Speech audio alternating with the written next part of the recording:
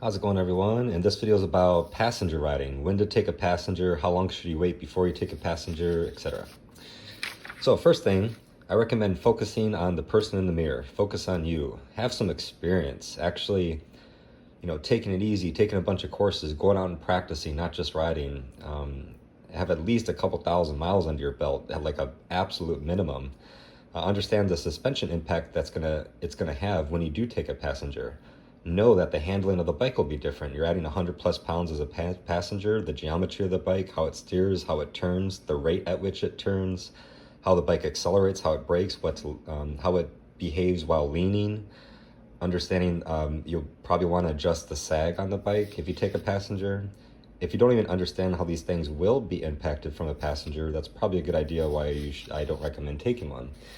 So first, make sure the passengers are willing to be a passenger, they're geared up, they're sober, they're willing to accept the risks, right? Riding is 38 times more dangerous than driving a car. That means per mile driven, you are 38 times more likely to die on a motorcycle than you are driving a car. So make sure the passenger is willing to accept that. And the passenger's job 100% is to trust the rider, not try to help control the bike. That's the job of the rider. So you, as the rider, you have to know how and when to tell the passenger to get on and off, how to sit, what to expect, what to do, what to pay attention to, what to do for cornering, for stoplights, for stop signs, and also what not to do. Taking your feet off the pegs, wiggling around, not paying attention, not holding on, right? You have a lot of things to do to tell the passenger about what to do before you go out on the public roads. And before you actually attempt to do that, this is what I recommend doing. First, you just get good and be able to do white belt and blue belt in my MotoJitsu program by yourself easily. And then you start taking passenger and performing these drills with the passenger. So you can start to gain experience about what the passenger feels like as you're leaning, as you're turning, as you're braking. You can start giving them feedback and they can start creating a bond with you about your improving your skills. You know what you're doing, your constant communication about what to do. Hold on to me here, don't wiggle there, do this, do that, right? But if you can't even do white belt and blue belt drills by yourself, let alone with the passenger, then I definitely don't recommend taking a passenger. You can't even do these simple drills in a parking lot going 20. Why in the world would you go down to public roads and you're not even good enough to do these easy drills? So I don't recommend it. So I went riding today and I made a video of just an example speech about some of the things I say when I take a passenger. And there's a lot of people that say completely different things. This is just the way I do it. And do you have to do these things that I just mentioned? Of course not. Like you could go running without shoes on, but it's not a good idea, right? So be smart about taking a passenger. It's a whole nother life you have on the back of your bike. So check out the little demo right quick. All right, everybody, check it out. So this is an example speech of what I usually tell passengers when I get them to go on the bike. So first, I'm obviously on the bike, and I would have all my gear on, of course. 9 out of 10 times I have the kickstand up. I'm in first gear, so I'm not gonna roll anywhere. And I have both feet on the ground, I have the front brake. So obviously when the passenger comes on, this is what I tell them to do. I tell them to put their left foot on the peg, grab my shoulder, and then they pull and stand up and get over. As they're doing that, I'm bracing myself for more weight to be going this way, so I'm actually holding onto the front brake and kind of pushing the opposite handlebar because she's gonna pull me that way, right? So I got a passenger, come on over. And then it's my job to tell her, hey, I'm ready. Because if I'm just sitting here like this, and they just jump on the bike, we're both gonna fall. So it's my job to tell them, like, okay, so I get all set up, I'm like, okay, ready. Left foot on the foot peg, grab my shoulder, I'm bracing myself, she stands up, sits down, okay.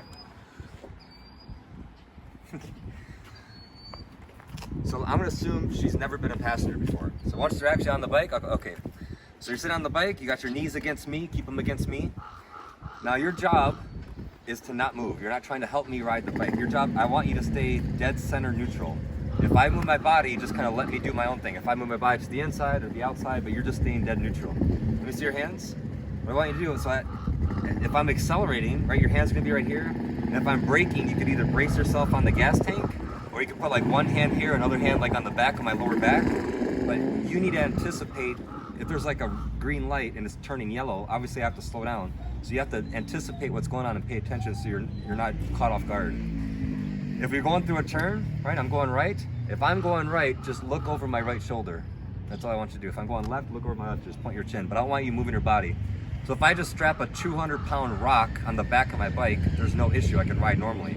But if that rock starts bouncing around, now there's gonna be a problem. So that's why I tell them not to do that. And I've taken passengers on the street and on the track, and I never had any issue if the passenger doesn't move. So that's what I say. And that's not the only way to do it, but that's just what I do. I don't like the passenger to bounce around, right? So we're going, right? Now if I'm braking really hard and something happens, she's not trying to, we're both gonna get smashed up against the tank. So that's where the gas tank comes in. So she's like doing a push-up up against the gas tank. My weight's going to my hands, I'm squeezing my knees, but she's preventing herself from going forward on the gas tank. And as I accelerate out, then her hands go back to me so she doesn't flap the back. Okay? Now once we're to get done riding, everything's good. So I turn off the bike, I'm in first gear. I hold on to the front brake again, it's the same thing. I need to make sure I'm ready, and I need to tell her, don't jump off yet. Because I've got off the bike and I'm backing up towards the curb, and they start getting off. I'm like, whoa, don't move, not yet. I'll tell you when I'm ready. So I got the front brake, I'm holding on, everything's good. Okay, ready. So usually just stand up and one leg over. Once all of your weight is on the one side, the bike wants to fall this way. So I'm pushing the opposite handlebar and hold on to the front brake, just making sure I'm a very stable base before anybody gets on and off. That's just what I do. And I've taken passengers all the time. Down twisty mountain roads, in the parking lot, at the track. And as long as they don't move and they do what I tell them to do, there's no issue. Okay? So that's just one way how to do it. We're gonna head on back home, and then we're both gonna give our thoughts about what I was like when I was a passenger the couple times I've been, and then she's gonna give you ideas about what she's learned as a passenger after riding with me for so often, what she anticipates, what she feels, and how she allows me to move, etc., etc. So there you go, stand by. So riding on the back of a bike as a passenger can be so much fun. But for me personally, there's 3 things that are really important in order to get enjoyment out of it. The first is to ride with somebody who's a skilled rider who has experience at taking passengers. When someone's got experience at taking passengers, they'll communicate with you beforehand and tell you what they expect when you get on the bike, how you should sit, what you should do. So it's really important to ride with somebody who knows what they're doing and who has experience with passengers. The second thing is I personally wear full gear.